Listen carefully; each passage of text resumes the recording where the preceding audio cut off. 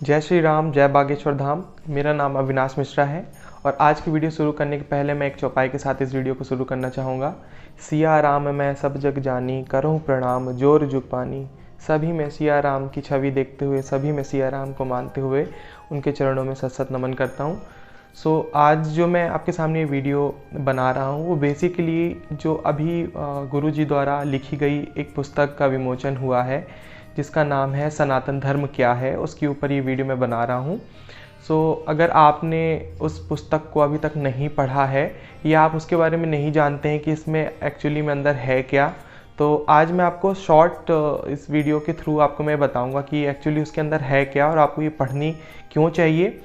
तो देखिए, जैसा कि आप जानते हैं अभी विमोचन हुआ है इस पुस्तक का। आप देख सकते हैं यहाँ पे गुरुदेव भगवान की यहाँ पे ये फ़ोटो बनी हुई है, यहाँ पे नाम लिखा हुआ है सनातन धर्म क्या है। ये गुरु जी द्वारा लिखी हुई पुस्तक है। इस पुस्तक के अंदर वो सारी चीज़ें मौजूद हैं। जब दूसरे धर्म के लोग जब पूछते हैं कि सनातन धर्म में क्या है, सनातन धर्म ऐसी क्या चीज़ है, तो जो हमारी जनरेशन के यंग बच्चे होते हैं इस जनरेशन में, वो उनके पास प्रॉपर जवाब नहीं होता है कि हम एक्चुअली सनातन धर्म के बारे में क्या बताएं, उन्हें क्या है। तो इस जो पुस्तक के अंदर वो सारी चीज़ दिए हुई है। तो मुझे लगता है कि इस पुस्तक को जो यंग जनरेशन वो पढ़ेंगी तो उनको एक समझ में आएगा कि हमारा धर्म कितना महान है, कितना बृहद रूप से, कितना वाइड है, जिसका ना अनादि है ना अनंत। बिल्कुल जैसे शिव बाबा के बारे में बात करते हैं, भोले बाबा के बारे में बात करते हैं, ना अनादि है ना अनंत, तो वैसे ही बिल्कुल सनातन धर्म के बारे में ही ऐसा है। तो मुझे लगता है कि एक बार सभी बच्चों को इसे पढ़नी चाहिए और गुरुदेव भगवान भी आग्रह करते हैं अपने मंचों द्वारा कि एक बार आपको इस पुस्तक को ज़रूर पढ़ना चाहिए और आपको अपने बच्चों को भी पढ़ानी चाहिए, उनको बताना चाहिए कि सनातन धर्म क्या है, कितना महान है। ये जो पुस्तक है आपको अभी इजीली अवेलेबल हो जाएगी बागेश्वर धाम में। ये कोई पेड प्रमोशन नहीं है, ये मैं धाम गया हुआ था, मुझे ये पुस्तक मिली, तो मैंने जब इसे पढ़ा तो मुझे सच में लगा कि एक्चुअली मुझे इसके बारे में लोगों को जागरूक करना चाहिए, बताना चाहिए और मेरे तरफ से एक सेवा होगी धाम के लिए। और ये जो पुस्तक है दोस्तों, ये दो तरह के उसमें आती है। एक तो ये जो है एक 80 रुपये के मूल्य में आती है और एक आता है इसका 300 रुपये वाला वर्ज़न जो कि कलर प्रिंटेड में आता है। ये आपको ब्लैक एंड वाइट में देखने के लिए मिलेगा, पर दोनों में आपको जो कंटेंट है वो सेम मिलेगा देखने के लिए। बस थोड़ा सा अगर आपको ज़्यादा कलरफुल पसंद आता है तो आप वो परचेज़ कर सकते हैं। और इसका जो प्रकाशन है कौटिल जो है प्रकाशन से हुआ है। तो इनमें यहाँ पे इनकी वेबसाइट भी लिखी हुई है जो आप इसे ऑनलाइन भी बाय कर सकते हैं, www.kautilya.in। तो आप इससे जाके भी इसे परचेज़ कर सकते हैं। बेसिकली स्टार्टिंग में अगर मैं आपसे बात करूं तो इसमें कई सारे जो है अध्याय में ये जो है डिवाइड की गई हैं। आप देख सकते हैं यहाँ पे अध्याय, अलग अलग अध्याय हैं और मैं आपको बता देता हूँ। सबसे पहले इसमें बालाजी सरकार की एक फ़ोटो देखने के लिए मिलती है और इसके बाद जो है यहाँ पे गुरु जी के जो दादाजी हैं, यानी कि दादा गुरु, जिनकी बात वो हमेशा अक्सर अपनी कथा में करते हैं, उनकी यहाँ पे फ़ोटो दी गई है। एंड इसके बाद यहाँ पे आप देख सकते हैं जो गुरुदेव भगवान के भी गुरु हैं। देखिए, ये तुलसी पीठाधीश्वर श्री रामभद्राचार्य जी महाराज, ये इनके बारे में ये क्या कहते हैं गुरु जी के बारे में इस पुस्तक के ऊपर उन्होंने अपने व्यक्तित्व को रखा है यहाँ पे।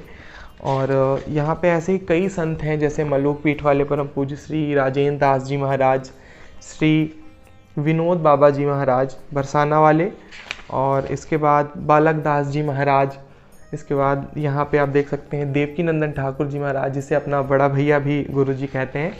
और यहाँ पे ऐसे कई सारे महान जो हमारे यहाँ के हैं, महापुरुष हैं, कथावाचक हैं, उनके बारे में यहाँ पे देखिए सब अपने अपने व्यक्तित्व यहाँ पर रख रहे हैं इस पुस्तक को लेकर। यहाँ पे पंडित श्याम सुंदर महाराज जी हैं और यहाँ पे पुंडरीक गोस्वामी जी महाराज के बारे में दिया है, वृंदावन से जो हैं।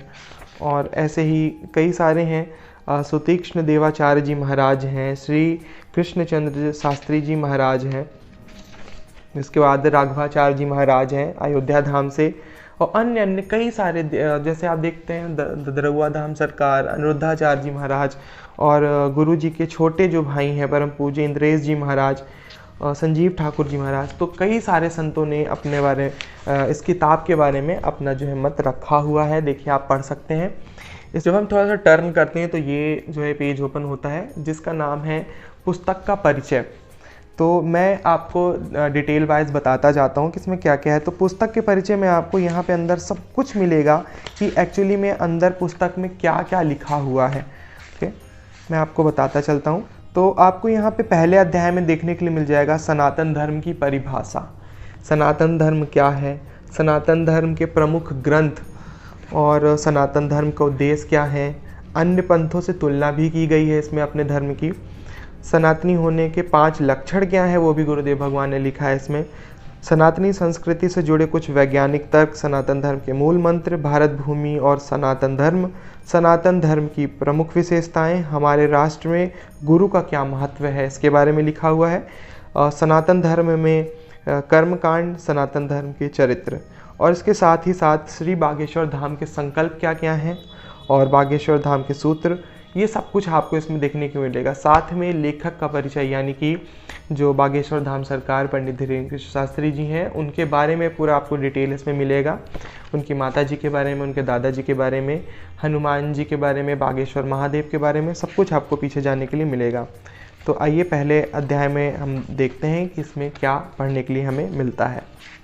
देखिए कि यहाँ पे बहुत ही सुंदर सी गुरु जी की फ़ोटो भी दी गई है स्टार्टिंग में लेखक के तौर पर, और यहाँ पर परिचय दिया गया है। देखिए अलग अलग तरीके से इसको चित्रण भी किया गया है, अलग अलग चित्र के माध्यम से भी समझाया गया है। गुरुकुलम पद्धति के बारे में बताया गया है। यहाँ पे आप देख सकते हैं कि यहाँ पे बच्चे कुछ खेल रहे हैं, साथ में इसमें जो अन्य जानवर हैं उनको कितने अच्छे तरीके से दिखाया गया है। यहाँ पे पक्षी दिखाए गए हैं कि हमारे धर्म में पक्षियों को दाना देने तक का कितना महत्व बताया गया है। साथ ही साथ में यहाँ पे आप देखेंगे सनातन धर्म की परिभाषाएं दूसरे अध्याय पे मिल जाती हैं कि सनातन धर्म में की क्या परिभाषा होती हैं।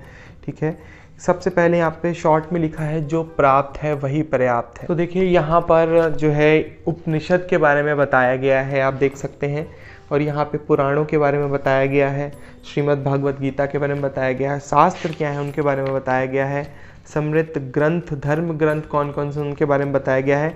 और देखिए सनातन धर्म के जो प्रमुख ग्रंथ हैं, जो 4 ग्रंथ हैं उनके बारे में बताया गया है। ऋग्वेद, यजुर्वेद, सामवेद, अथर्ववेद, इनके बारे में बताया गया है। तो जैसे इसमें अलग अलग पूरी डिटेल दी गई है। जैसे जो नए बच्चे हैं जिनको अभी इसके बारे में नॉलेज नहीं है, सनातनी होने के साथ साथ आपको इसके बारे में नॉलेज भी होना चाहिए। तो इसमें वैसी इतनी सरल भाषा में गुरुदेव भगवान ने लिखा है कि आप इजीली अगर इसे पढ़ेंगे तो बहुत जल्दी आप इसे समझ जाएंगे।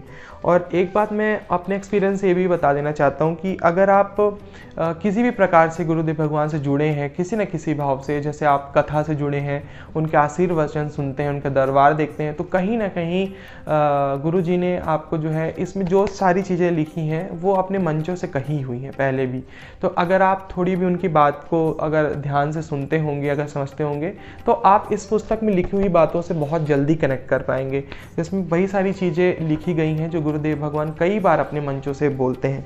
सो अभी आप यहाँ पे देख सकते हैं कि यहाँ पे वेद के बारे में बताया गया है। जैसे 4 वेद मैंने आपको अलग अलग बताए, उपनिषद कौन कौन से हैं इसके बारे में यहाँ लिखा हुआ है। देखिए मैं बहुत डिटेल में आपको नहीं बताऊँगा, आप यहाँ पे, क्योंकि ये बहुत उसमें लिखा हुआ है, बहुत डिटेल्स में लिखा हुआ है। अगर मैं आपको डिटेल में बताने लगूंगा तो वीडियो बहुत बड़ी बन जाएगी, और आपको इसे परचेज करके जब आप इसे पढ़ेंगे ना तो आपको ज़्यादा आनंद मिलेगा पढ़ने में। इसके बाद इसमें पुराणों के बारे में बताया गया है, कौन कौन से पुराण हैं अपने यहाँ, और शास्त्र कौन कौन से हैं, इतिहास जैसे महाभारत, रामायण, इसके बारे में भी बताया गया है। तो आप ये सब पढ़ेंगे ना तो आपको बहुत ही आनंद की अनुभूति होगी इसके अंदर पढ़ने में। और इसमें अगर आप देखें तो दूसरे अध्याय पे देखिए आपको यहाँ पे दिखता है सनातन धर्म के उद्देश्य। सनातन धर्म का उद्देश्य क्या क्या है इसको डायग्राम से भी समझाया गया है। देखिए इसमें मैं आपको कुछ पढ़ के बता देता हूँ। वसुधैव कुंडकम, विश्व में शांति, करुणा बांटना, जीते जी मोक्ष को पा लेना, जो कि सिर्फ सनातन धर्म में बताया जाता है कि जीते जी आप कैसे मोक्ष पा सकते हैं नाम जप करके, यह केवल हमारे सनातन धर्म में ही संभव है। पूरे विश्व को एक सूत्र में पिरोना, अपनी संस्कृति, अपने संस्कारों पर गौरवान्वित होना, अहिंसा, प्रेम, सबको सिया राम में देखना, हर्ष की प्राप्ति, दया, सत्य का बोध, दान और क्षमा आदि, इस सब के बारे में डिटेल पे इस पुस्तक पे लिखा हुआ है कि सनातन धर्म हमें क्या सिखाता है, उसके उद्देश्य क्या क्या है।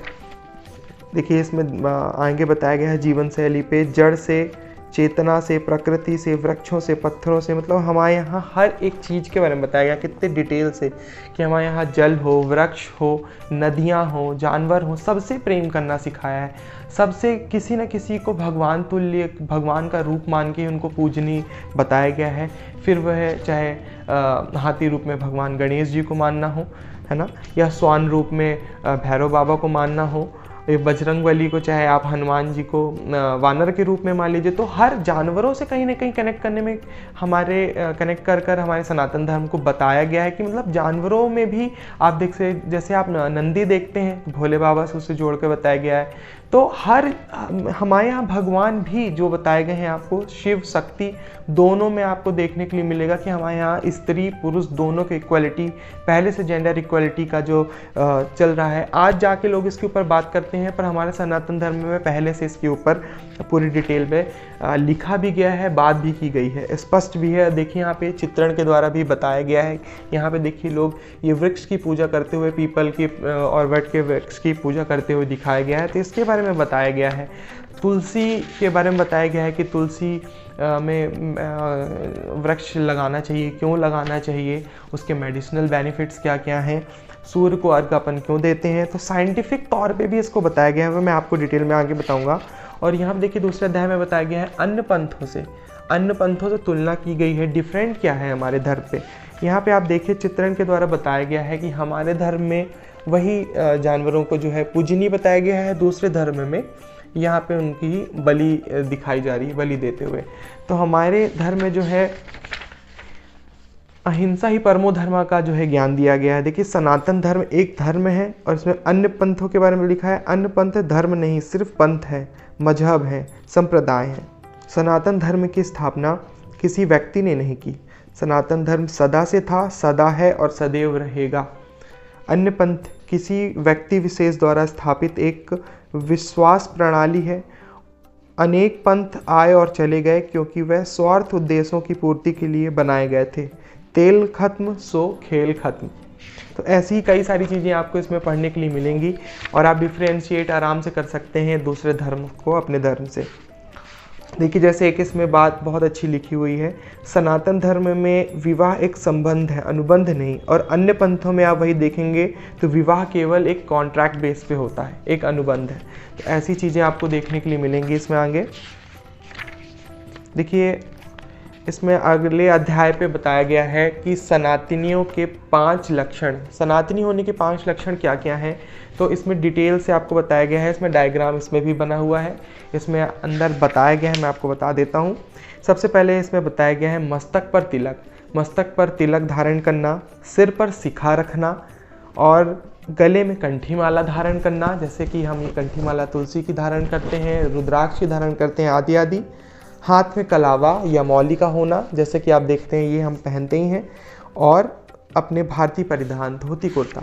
तो इसके बारे में बताया गया है कि जब आप इसे पहन कर निकलते हैं तो लोगों को देखने का नज़रिया ही एक बदल जाता है, देखने में कितना सात्विक। कभी आपको किसी से कोई चीज़ पूछना होता है, जो अगर आपने सिर पर अपने तिलक लगाया हुआ है तो अपने आप ही वो आदमी आप तक आएगा, व्यक्ति आप तक आएगा और आपसे उस चीज़ के बारे में पूछेगा निसंकोच, क्योंकि वो जानता है कि व्यक्तित्व जो है इसने दासता स्वीकार की है भगवान की, इसके मस्तक पे तिलक भगवान का है, तो ये हमें सही राह ही बताएगा। तो एक ये विश्वास भी जागृत हो जाता है। तो इसके बारे में पूरी डिटेल में बताया गया है। अगला जो है इसमें जैसे सनातन संस्कृति से कुछ जुड़े हुए वैज्ञानिक तर्क, जैसे मैंने आपको बताया ना, अब इसमें जो हमारे प्लांट्स को भी पूजा जाता है, पेड़ों को पूजा जाता है, तो उसके जो वैज्ञानिक तर्क क्या हैं, जैसे मेडिसिनल वैल्यू जो होती हैं उसके बारे में बताया गया है कि तुलसी के क्या बेनिफिट्स हैं, नीम के क्या क्या बेनिफिट्स हैं, हम उन्हें घर पे कैसे पूजते हैं। जैसा केला को भी हम जल चढ़ाते हैं, तुलसी में जल चढ़ाते हैं, अगर हम बेलपत्र में देखें तो जल चढ़ाते हैं। तो इन सब के बारे में बताया गया है इसमें। साथ ही साथ में इसमें उपवास के बारे में बताया गया, जो हम व्रत रखते हैं चाहे आप एकादशी का व्रत हो या बीच में जो भी व्रत आप रखते हैं, तो उसमें जो फास्टिंग हम करते हैं वो एक डिटॉक्सिफिकेशन के लिए बहुत ही अच्छी तरीके से काम करता है, बॉडी पे डिटॉक्स करता है। तो उसको लेकर भी जो रिसर्च हो रही है बड़े बड़े इंस्टीट्यूट में, यूनिवर्सिटीज़ में, उसके बारे में भी जो है इसमें तर्क से बताया गया है कि वैज्ञानिक तर्क क्या क्या हो सकते हैं सनातन, जो हमारी पुस्तकों में, जो हमारे ग्रंथों में बहुत पहले ही बता दिया गया था, आज उन्हीं के ऊपर जो है ये रिसर्च हो रही है। तो कितनी सोचने की बात है कि कितना महान होगा हमारा सनातन धर्म। देखिए यहाँ पे कंठी के बारे में बताया गया है कि कंठी हम जो धारण करते हैं उससे क्या होता है, उसमें यम के दूत हमें जो है सताते नहीं हैं, शिखा रखने के क्या बेनिफिट होते, तिलक लगाने से जो हमारा पिट्यूटरी ग्लैंड होता है वो कैसे एक्टिवेट होता है, तो इसके बारे में भी जो है सब कुछ बताया हुआ है इसमें डिटेल पे। जैसे हम हाथ में कलावा बांधते हैं, इससे हाई ब्लड प्रेशर कैसे जो है बचाव होता है, जो हार्ट में ब्लॉकेज होती है उस समस्या से कैसे निजात मिलता है, तो इसके बारे में भी इसमें बताया गया है।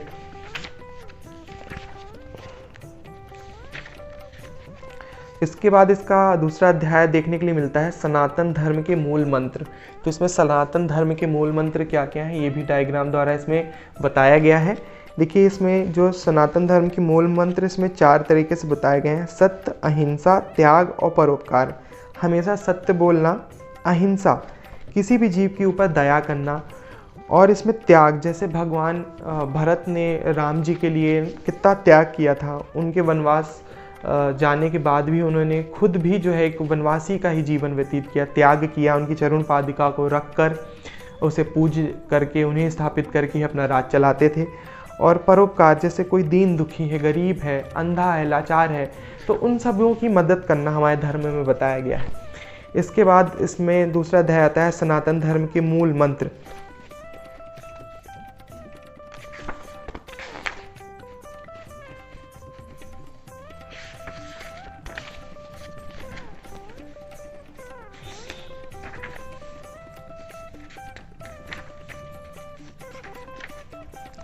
इसके बाद दोस्तों इसमें अध्याय आता है भारत भूमि और सनातन धर्म। भारत भूमि और सनातन धर्म के बारे में इसमें पूरे में डिटेल से बताया गया है कि हमारे धाम कौन कौन से हैं, ज्योतिर्लिंग कौन कौन सी हैं, शक्तिपीठ कहाँ कहाँ हैं और कौन कौन सी हैं, और तीर्थ कौन कौन से हैं, इसके बारे में पूरा डिटेल में इसमें आपको अध्याय पे मिल जाएगा। तो आप इसे आराम से पढ़ सकते हैं, पूरे बहुत ही अच्छी तरीके से इसको सरल भाषा पे इसे भी लिखा गया है। साथ में ये भी बताया गया है कि हम अपने देश को एक माँ मान के ही हम इसे पूजते हैं, इसमें रहते हैं। तो एक ये कितना बड़ा फ़र्क देखने के लिए मिलता है। आप दूसरे अगर देशों से कंपेयर करेंगे तो आपको ये फ़र्क पता चलेगा कि दूसरे देश सिर्फ देश समझते हैं, अपने आप को रहने की जगह मानते हैं, पर हम अपने देश को अपनी माँ मानते हैं। तो जिस जगह पे हम अपनी अगर माँ को मान के रहेंगे तो वो कितना समृद्ध, कितना विशाल होगा। तो देखिए इसमें और भी बताया गया है कि हम माता किसे किसे मानते हैं। गौ को भी हम माता बोलते हैं, गंगा को माता बोलते हैं, गीता माता, गायत्री माता, गौरी माता, हमारा राष्ट्र भारत भूमि भी भारत माता है। तो इसके बारे में भी पूरा बताया गया है कि भारत विश्व गुरु कैसे था, और आगे बढ़ने के लिए, विश्व गुरु बनने के लिए सनातन धर्म कैसे कार्य कर रहा है। हमारा धर्म पहले विश्व गुरु था, है और रहेगा, उसके लिए भी सब कुछ यहाँ पे बताया गया है। तो आप ये पढ़ सकते हैं। और इसमें कई सारी चीज़ें हैं, आप देखेंगे तो योग के बारे में बताया गया है कि क्या क्या इसमें होता है। साथ में ऋषि मुनियों द्वारा जो कार्य किए जा रहे हैं उनके बारे में भी आपको इसमें देखने के लिए मिलता है। और एक मज़ेदार गुरुदेव ने यहाँ पे एक बात बहुत अच्छी लिखी है कि क्या आपने कभी चीन को माता सुना है, क्या आपने बांग्लादेश को कभी माता सुना है? नहीं सुना होगा। हमारे देश में ही सिर्फ भारत को भारत माता बोलते हैं। ऐसे कई सारी चीज़ें आपको देखने के लिए मिलेंगी जो आपको कनेक्ट कर देंगे गुरुदेव से। आप समझ जाएंगे कि गुरुदेव द्वारा ही लिखी गई ये पुस्तक है। और तपोभूमि भारत का कुछ महत्व इसमें अलग अलग जो है धाम के बारे में बताया गया, जैसे मैंने आपको स्टार्टिंग बताया, फुल डिटेल पे है।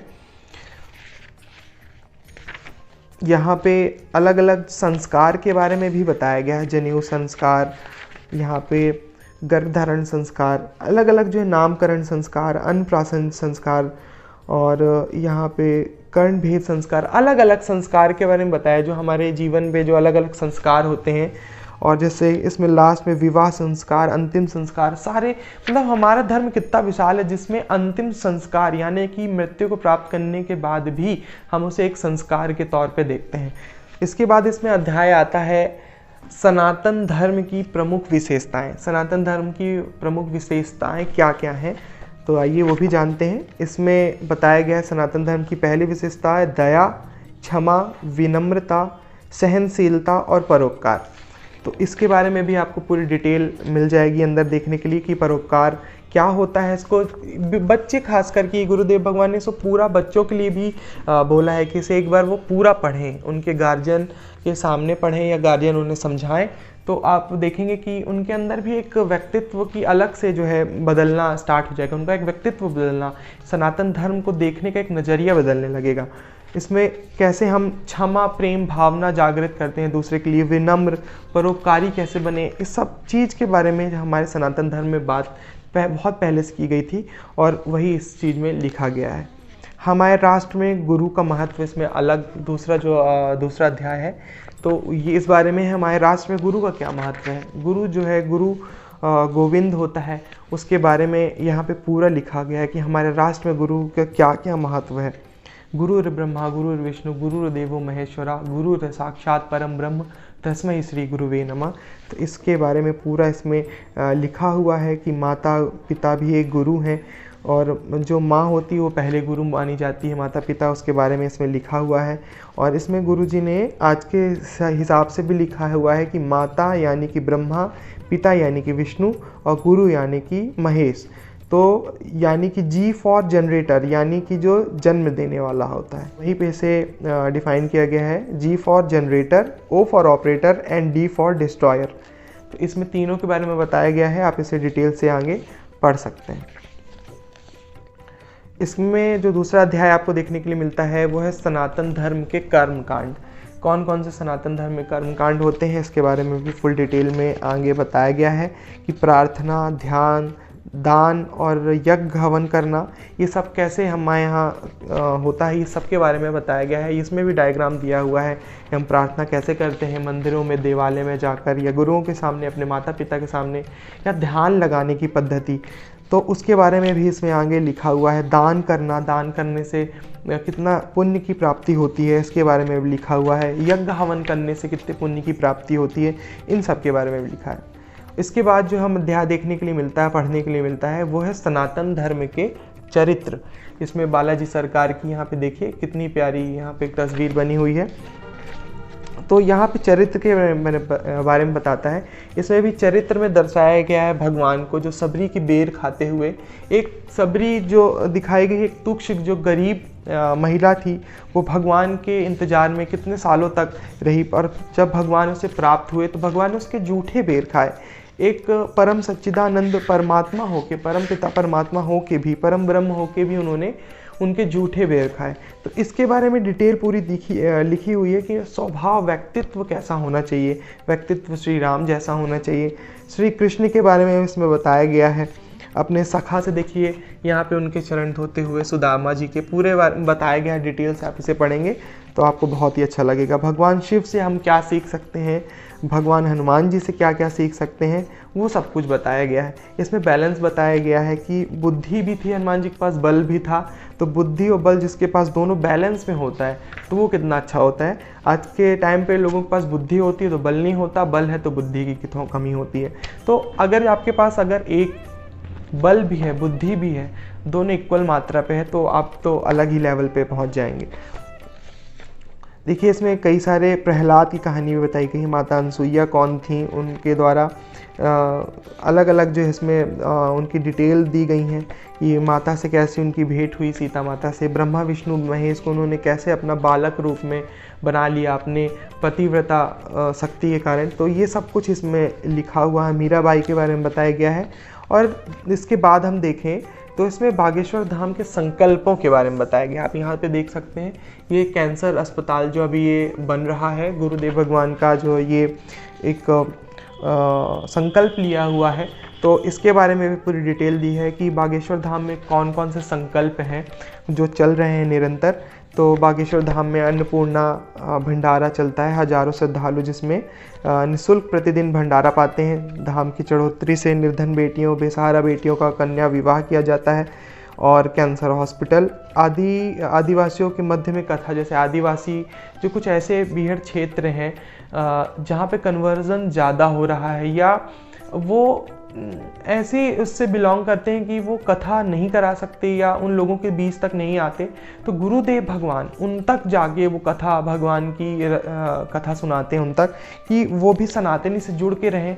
उन्हें भी एक इक्वालिटी पे रहने का जो मेन मकसद है गुरुदेव के, कि कोई भी छोटा बड़ा नहीं है, सनातन में कोई छोटा बड़ा नहीं है, इक्वालिटी का भाव जागृत करने के लिए गुरुदेव भगवान वहाँ पे भी जो है इनके बीच पे ये कथा सुनाते हैं। वैदिक शिक्षा के लिए धाम में गुरुकुलम की व्यवस्था, अलग अलग सामाजिक कार्य करना, और जैसे कि आओ लौट चले सनातनी की ओर। पर्यावरण संरक्षण के लिए गुरुदेव भगवान ने बागेश्वर बगिया का भी बहुत ही अच्छा संकल्प लिया है, 11.25 लाख वृक्षारोपण करने का। तो मेरा भी सौभाग्य हुआ था कि गुरुजी को मैंने जो है कई बार मैंने उनको छोटे छोटे रूप में पॉट में उनको वृक्ष जो है दिए हैं इसी जो संकल्प के थ्रू, और गुरुजी ने वो वृक्ष लगाए भी और अपने पास भी रखे हैं। तो ये मेरे लिए बहुत बड़ी बात है कि देखिए इसमें आगे एक बहुत अच्छी चीज़ लिखी है, गौ रक्षा, गौशाला नहीं उपाय, एक हिंदू एक गाय। गुरुजी कहते हैं कि गौशाला बनाना कोई उपाय नहीं है, अगर हम हिंदू हैं तो एक गाय हमें पालना चाहिए, ज़रूर रखना चाहिए, क्योंकि गौ हमारी माता है। बेसहारा बच्चों के रहने के लिए, शिक्षा के लिए व्यवस्था करना, सनातन संरक्षण के लिए सत्य सनातन सहित रचना अभियान, आगामी पत्रिका, ये सब कुछ अलग अलग मतलब जितने भी वहाँ पे चल रहे हैं संकल्प, इसके बारे में पूरी डिटेल है। फिर यहाँ पे गुरुजी की एक यहाँ पे चित्र बना हुआ है। यहाँ पे अगले आपको पढ़ने के लिए मिलता है श्री बागेश्वर धाम के सूत्र, जो सूत्र बताए हैं गुरुदेव भगवान ने, उसके बारे में यहाँ पे आपको देखिए पूरी डिटेल मिलती है पढ़ने के लिए। गुरुदेव बोलते हैं, दुनिया को चाहने वाला बिखर जाता है, राघव को चाहने वाला जो है वो निखर जाता है।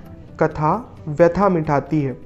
लिखा है, राम कथा जिंदगी का सार है, तुलसीदास जी की रामायण एक उपहार है। राम को तो मानते हो परंतु राम की नहीं मानते हो, कायदे में रहोगे तो फ़ायदे में रहोगे, क्रोध में नहीं बोध में जियो। ऐसे कई सारी चीज़ें गुरुजी ने लिखी हुई हैं, तो ये सारी चीज़ें इसमें बताई गई हैं। देखिए जैसे गुरुदेव भगवान हिंदू राष्ट्र के बारे में बात करते हैं कि तुम मेरा साथ दो मैं तुम्हें हिंदू राष्ट्र दूंगा, तो हम मिलकर हिंदू राष्ट्र कैसे बनाएं उसके बारे में भी पूरी पुस्तक की, हिंदू राष्ट्र एक्चुअली में है क्या उसके बारे में भी आपको जो जानने के लिए मिलता है। उनकी कथा में डिटेल से बताते हैं कि हिंदू राष्ट्र में किसी दूसरे का अनहित करने के बारे में नहीं बोला गया है, हिंदू राष्ट्र कैसा हो उसके बारे में भी आप जान सकते हैं। देखिए, चिंता नहीं चिंतन करो, चिंता शमशान तक पहुँचाती है और चिंतन भगवान तक पहुंचाती है। कितनी बड़ी बात लिखी है। देखिए इसमें आगे लिखा है, जब जब इस धरा पे धर्म की हानि होती है तो भगवान उसे स्थापित करने के लिए अवतार लेते हैं। तो देखिए यहाँ पर जो है लेखक का परिचय, यानी कि यहाँ पे गुरुजी की देखिए आपको फ़ोटो देखने के लिए मिल रही होगी। तो यहाँ पे गुरुजी का पूरा परिचय बताया गया है, धाम के बारे में बताया गया है, बागेश्वर बालाजी के बारे में बताया गया है, बागेश्वर महादेव के बारे में बताया गया है। तो और कैसे कैसे सन्यासी बाबा दादा गुरु से होते हुए गुरुजी को ये शक्तियाँ प्राप्त हुई जो कि जग कल्याण कर रहे हैं। जैसे गुरुजी हमेशा बोलते हैं कि मैं एक मानव हो के मानव का, जब तक मैं जीवित रहूँगा मानव के काम आता रहूँगा। तो वो सारी चीज़ें आपको देखने के लिए मिलेगी। सन्यासी बाबा के बारे में यहाँ पे लिखा हुआ, उनके माता पिता, तो पूरी कंप्लीट डिटेल इसमें जो है यहाँ पे उनके बारे में उनका जो है परिचय लिखा हुआ है। यहाँ पे पीछे भी आप देखिए उनकी फ़ोटो बनी हुई है, और यहाँ पे भी कुछ गुरुदेव भगवान ने अपने जो है बातें लिखी हुई हैं, आप देख सकते हैं, इसे स्क्रीनशॉट भी ले सकते हैं। यहाँ पे इसका मूल्य भी देखिए यहाँ पे लिखा हुआ है, ये देखिए आप आराम देख सकते हैं, ये 80 रुपये। हो सकता है कि कैमरा फोकस नहीं कर पा रहा हूँ मैं, पर आपको यहाँ पे बता देता हूँ कि इसका जो मूल्य 80 रुपये है, आपको ईजिली मिल जाती है। तो आप इसे एक बार ज़रूर परचेज़ कीजिए, इसे ज़रूर पढ़िए। और बाकी जो इसमें क्या क्या मौजूद है वो तो मैंने आपके साथ सारी चीज़ें शेयर कर दी हैं।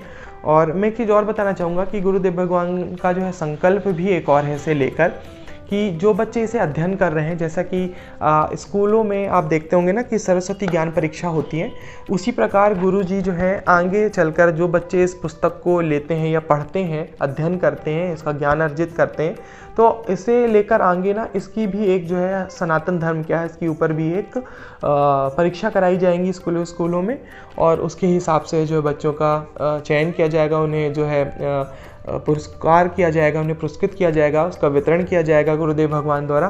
तो ये एक बहुत ही अच्छा संकल्प है। आगे आपको इसी के माध्यम से जानने भी मिलेगा, बच्चे इसे पढ़ेंगे भी और सनातन के बारे में जानेंगे भी और आगे बढ़ते भी रहेंगे।